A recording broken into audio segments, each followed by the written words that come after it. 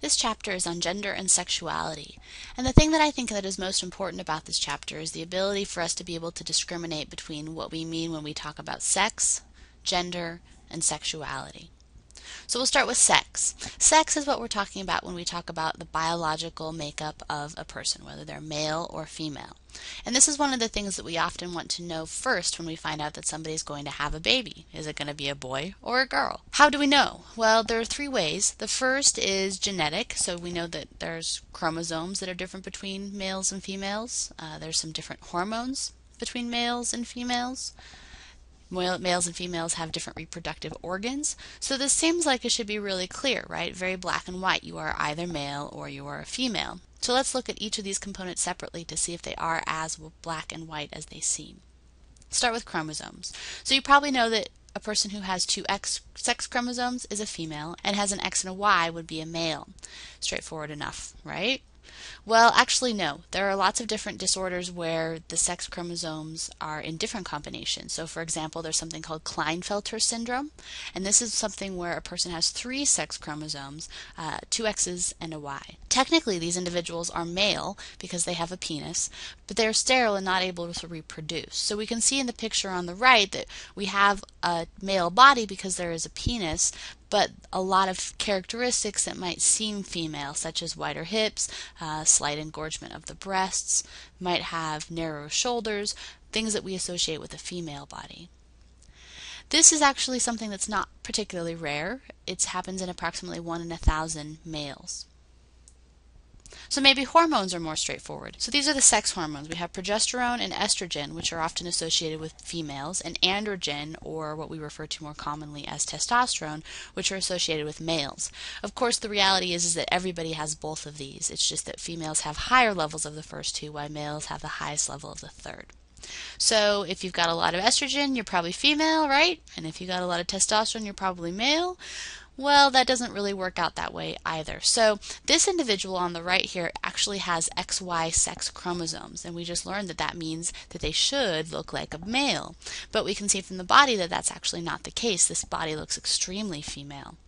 So what happens in this disorder is that a person is genetically XY, but their body has a decreased sensitivity to androgen or testosterone. And testosterone exposure in the womb is what dictates whether a fetus becomes a male or a female. So if a baby has XY chromosomes, at some point during the pregnancy in the utero, there's going to be a high influx of testosterone, which is going to cause those internal gonads to drop and become external testes and aid in the development of the penis.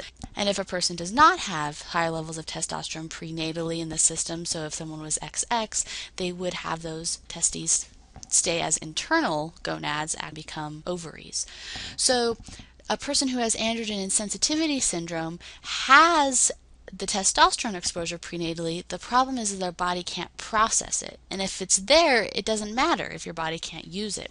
So this is a case where the body did not process that testosterone and therefore did not develop into a typical male body. This individual also would be sterile because technically there's not a functioning ovary and uterus setup because there's not XX chromosomes, but their body oftentimes will look very, very female. So maybe reproductive organs will be it. And that's not the case either. So there are individuals who are born intersex, and what intersex means is that they have ambiguous genitalia at birth, where their genitalia have not fully discriminated to being either a male genitalia or female genitalia. So you might be thinking, oh, that's a hermaphrodite, right? And a hermaphrodite is a kind of an individual who has an intersex situation, but it's not the full scale. So what it means to have be a hermaphrodite is to have an entire set of female reproductive anatomy and an entire set of male reproductive anatomy. But not everybody who's intersex has full sets of either. So it might be the case that a baby is born with what we refer to as being an engorged clitoris. So it looks like an underdeveloped penis or an overdeveloped clitoris. It's hard to tell. This comes from a hormone imbalance prenatally. So we know about that prenatal exposure to testosterone and how important that is in dictating which sexual organs we're going to develop. but sometimes the levels of hormones aren't accurate, or the levels of hormones might come at the wrong time. So maybe the testosterone comes too early or comes too late, and those kinds of imbalances can cause this condition. And this is ranging from anywhere from 1 in 1,000 to 1 in 5,000. The general ambiguity is usually about 1 in 1,000. To be a true hermaphrodite, it's more like 1 in 5,000. So sex is our physical, biological makeup. Gender is very different. Gender is how we feel. Are we a boy or are we a girl? Are we a man or are we a woman? And one of the big ideas here for us to think about are what are referred to as gender roles, which are rules about how men and women behave. And of course, these rules are not built into any natural order. These are actually defined by our culture. And as such, they have changed with time. So for example, here's an article from a magazine that a woman might have read in the 1950s. Note up in the upper right that this is from 1955, and it's called The Good Wife's Guide. So there are numerous things here that are highlighted or pointed out, and you can read through them. And at the very end it says a good wife always knows her place. And most women today would not be very excited about what this article has to say, but maybe your mother's generation or your grandmother's generation, this was what they expected of being a woman. And that's because the expectations around being a woman, or the gender role of being a woman, have shifted dramatically, largely because of the feminist movement in the 70s. As a byproduct, males' gender roles have also shifted. You know, it's the case that there are things like stay-at-home dads now, and that would not have been heard of during this time. So when we're thinking about gender, there's a couple different models to consider. The older model is the bipolar model, which is basically you are one or the other. You're either masculine or feminine. And that doesn't really capture a lot of those gray areas that we've been talking about, because the gray areas exist in gender in the same way that they exist in sex. So the multidimensional model, I think, is better. And this basically says that everybody has a mix of masculinity and femininity. So if we look at this grid, then we see that masculinity score goes across the top, and femininity score goes across the left, and you could either be low or high, below average or above average on either. And everybody gets a score for masculinity and a score for femininity. So you can see up in the upper right corner, we have an individual who has above average masculinity score but a below average femininity score, and that would be the stereotypical male in our culture today. Someone who had above average femininity but below average masculinity would be the typical female stereotype. But the nice thing about this model is these two other empty boxes. For a person who had low masculinity and low femininity, they didn't really define themselves as either being a guy or a girl very strongly, might be what we refer to as undifferentiated. So an extreme example of this would be the Pat character from Saturday Night Live, where it's actually hard to tell whether they're a guy or a girl because there aren't any of the clear cues that we use, like hair or makeup or clothing. If you have high masculinity and high femininity, this would be what psychologists would refer to as androgynous gender. And this might be the metrosexuals of the world. So someone like Johnny Depp, who has interest in things like clothing and fashion and hair, but is also clearly male. Or maybe a person who is a female bodybuilder who has some of the things going on that males tend to value, such as buffness, but also is interested in their hair and makeup and bikinis, which are typical feminine characteristics. There are some other genders, though, that aren't clearly defined by this model. The first are individuals who are transgendered. And what it means to be transgendered is to feel like you are stuck in the wrong body, that you are the gender that is opposite of your biological gender. So you are a female trapped in a male's body, or you're a guy trapped in a female's body. Oftentimes what happens is that a person who is transgendered will work towards having a sex reassignment surgery so that their body can match what their feeling is, whether they feel like a guy or a girl.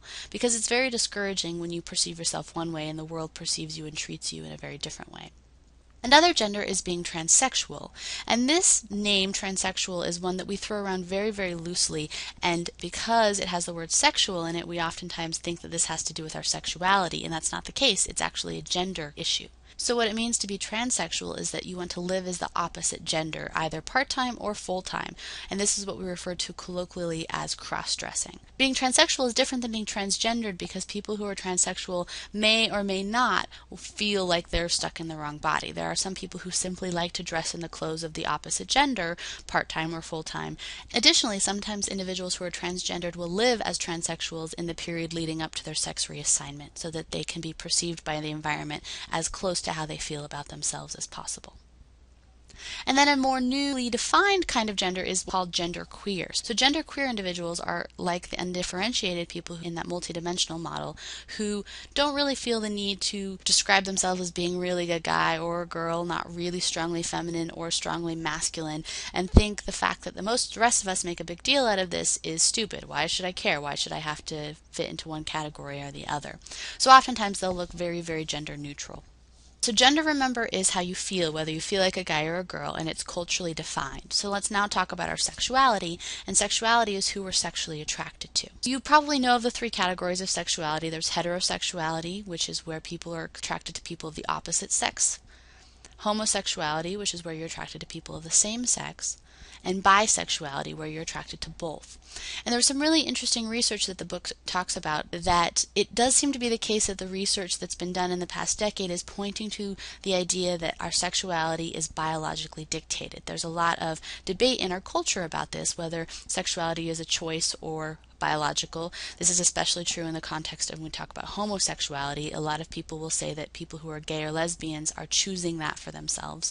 And the research really doesn't ferret that idea out. The research seems to indicate that it actually has a lot to do with that prenatal exposure to testosterone that we're talking about again. That the changes in prenatal levels of testosterone can actually impact brain development, and that these brain changes are things that dictate our sexuality.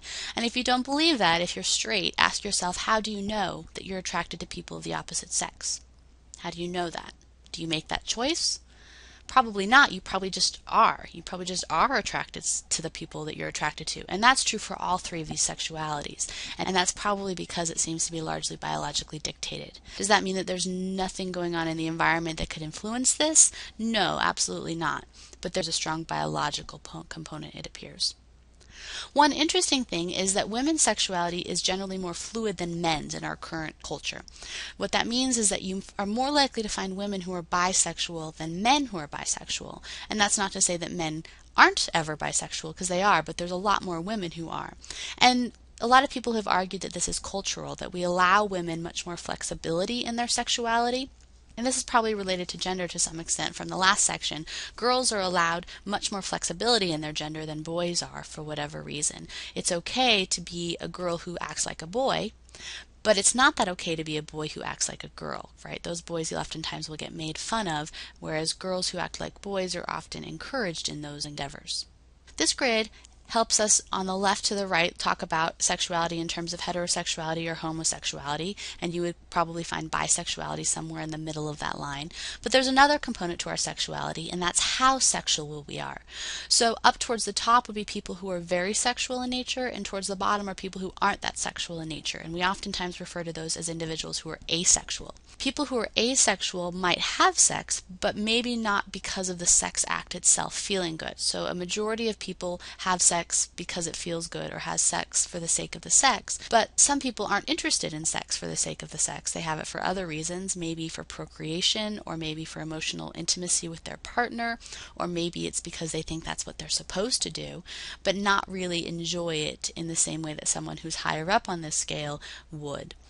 So hopefully now you'll be able to differentiate between what it means when we're talking about sex, gender, and sexuality, so you can be thoughtful about how you're using those terms in everyday life.